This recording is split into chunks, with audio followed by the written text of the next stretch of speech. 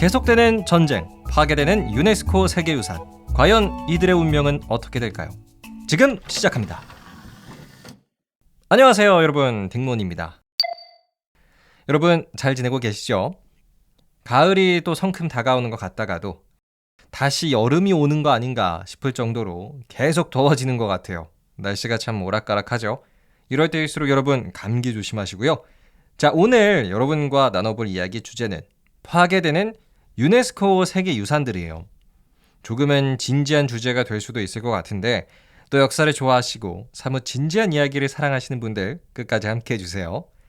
자, 우리는 어렸을 때 학교에서 다 배우죠. 역사적인 건축물 아니면 유적지 혹은 자연환경 이런 건 훼손하지 말고 보호해야 한다 이렇게 배우잖아요.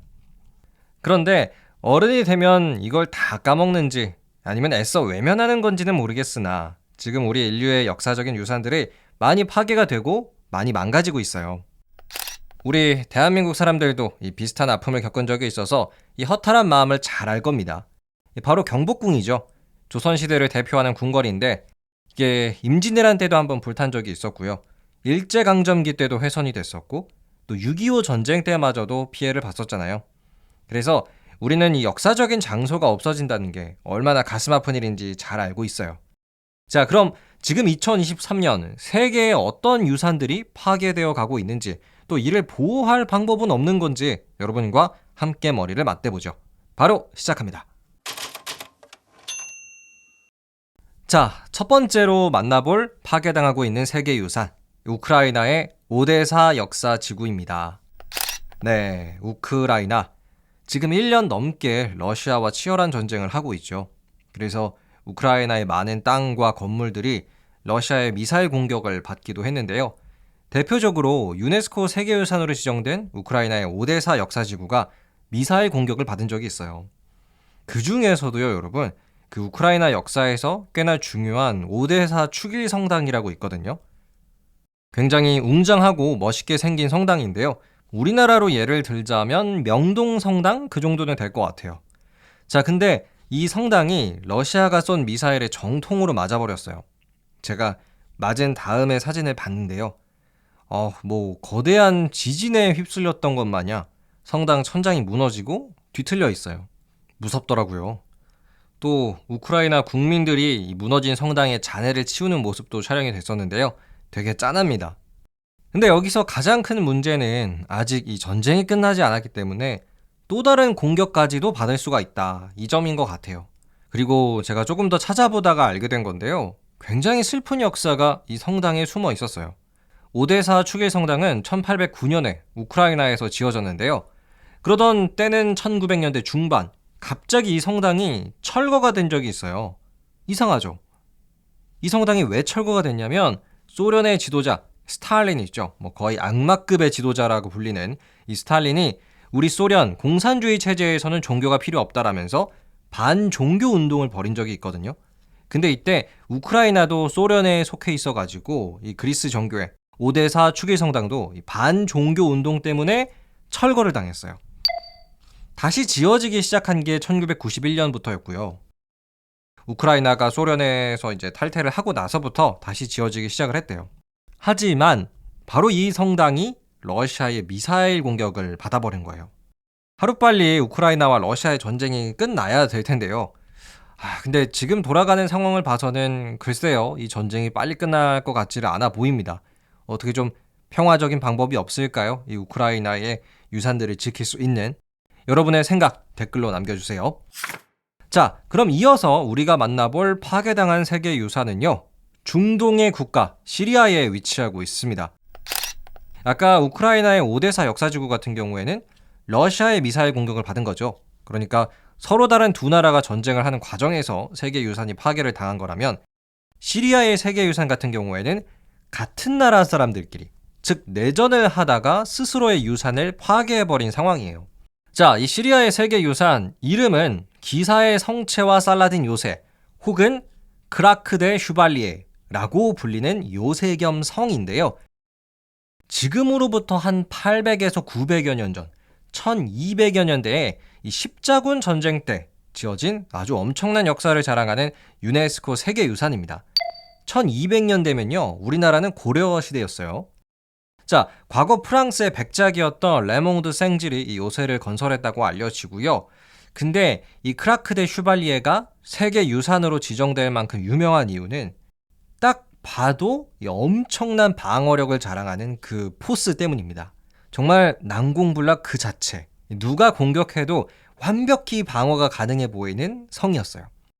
솔직히 저는 개인적으로 세상에 좀비가 창궐해서 어디 성으로 도망가야 한다 이러면 저는 이 시리아의 크라크 대 슈발리에를 갈 것 같아요. 일단 이 성은요, 해발 750m 높이에 지어져 있어요. 굉장히 높은 지대에 있는 성인데요. 참고로 여러분, 롯데타워의 높이가 555m입니다. 그러니까 이 성은 롯데타워의 끝보다 200m 위에 지어져 있는 거죠.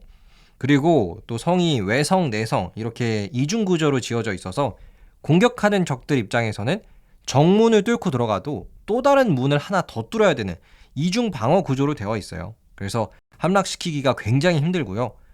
우리나라의 수원 화성도 이렇게 연속된 문이 있는 이중 방어 구조로 되어 있죠. 자, 그런데 이 크라크 대 슈발리에, 화려한 역사를 자랑했던 성, 2010년대 시리아 내전을 겪으면서 큰 피해를 봐요. 일단 2012년에 포격을 한번 받았고요. 또 2013년에도 큰 폭탄을 맞아가지고 성의 많은 부분이 파괴가 되는 현장이 포착이 됐어요. 너무 안타깝습니다. 이렇게 좋은 유산이 무너져 간다는 게 정말 안타까운데요. 다행히도 이 크라크 대 슈발리에 같은 경우에는 시리아 내전이 끝나고 나서 복원 중이라고 해요. 저도 이 크라크 대 슈발리에는 꼭 한번 가보고 싶다는 생각을 했는데요. 아쉽게도 여러분, 지금은 우리가 갈 수가 없습니다. 지금 시리아가 여러 가지 정치적인 혼란 등이 있기 때문에 시리아는 대한민국 외교부가 지정한 여행 금지 국가예요. 그래서 여러분, 이 나라는 가시면 안 됩니다. 혹시라도 시리아 여행에 가고 싶어진 분들에게 죄송하다는 말씀 드리고요. 나중에 기회가 된다면 이 크라크 대 슈발리에 때문이라도 시리아에 꼭 한번 놀러 가보고 싶네요. 자, 그럼 지금까지 우크라이나의 오데사 역사치고 또 시리아의 크라크 대 슈발리에 대해서 알아봤는데요. 두 나라는 공통점이 있었죠. 뭔가 심각한 전쟁을 경험했다. 그런데 말입니다.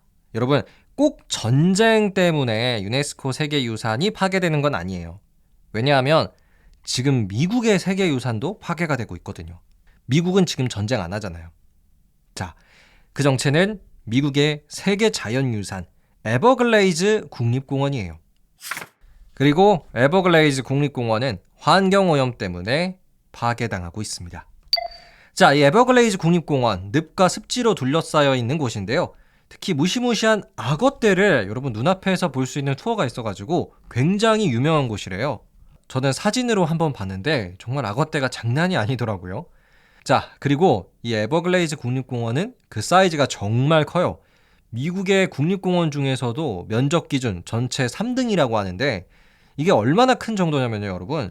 이 에버글레이즈 국립공원은 대한민국 경기도 면적이랑 비슷하대요. 정확히는 경기도 면적의 한 60% 정도 된다고 합니다. 야, 무슨 국립공원이 우리나라 경기도랑 면적이 비슷한 거죠? 미국 클래스가 정말 대단하네요. 그런데 이 에버글레이즈 국립공원은 최근 위험에 처한 세계 자연유산에 꼽히고 맙니다. 그 이유는 이제 오염수로 인한 수질 오염 등 이런 환경 파괴들이었고요. 그리고 잊을만 하면은 대형 허리케인, 태풍 이런 것들이 이 에버글레이즈 국립공원에 휩쓸어서 생태계 파괴도 심각하다고 해요. 근데 지금 미국 대통령, 바이든 대통령이 굉장히 또 환경에 진심인 대통령이잖아요. 그래서 이 에버글레이즈의 환경을 되살리기 위한 예산을 편성을 했습니다. 그 액수가 엄청난데 1조 3천억 원이래요. 야, 대단하죠? 공원을 다시 되살리는데 1조 3천억 원씩이나 마련한다는 게 정말 신기한데 제가 잘 몰라가지고 한번 찾아봤어요. 우리나라 대한민국 문화체육관광부의 2024년 관광 분야 정부 예산안이 1조 3,664원이에요.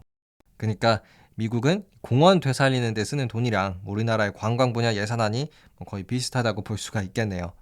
하지만 사실 워낙 또 크기 때문에 이 에버글레이즈 국립공원이 몇몇 환경 전문가들은 1조 3천억 원으로는 안 된다. 수백조 원이 필요하다라는 이야기도 하더라고요.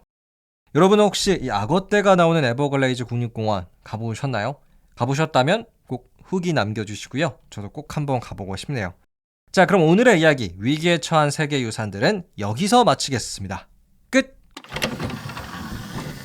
네, 오늘은 여러분과 함께 파괴당한 세계유산들의 이야기 함께 나눠봤습니다. 우리가 당연히 유네스코 세계유산들은 잘 지켜질 거라고 생각을 하지만 전 세계적으로 현재 55개의 세계유산들이 위험에 처해 있다고 해요. 마치 우리가 환경을 잘 가꿔서 후대에 남겨주듯이 이런 역사적인 가치를 지닌 세계유산들도 잘 지켜낼 필요가 있다고 생각을 합니다. 여러분은 위험에 처한 세계유산들 우리가 어떻게 하면 지켜낼 수 있을 거라 생각하시나요? 댓글 남겨주시고요. 저는 더 재미난 역사 이야기로 함께하겠습니다. 재미있으셨다면 팔로우와 하트 꼭 눌러주세요. 감사합니다. 안녕히 계세요.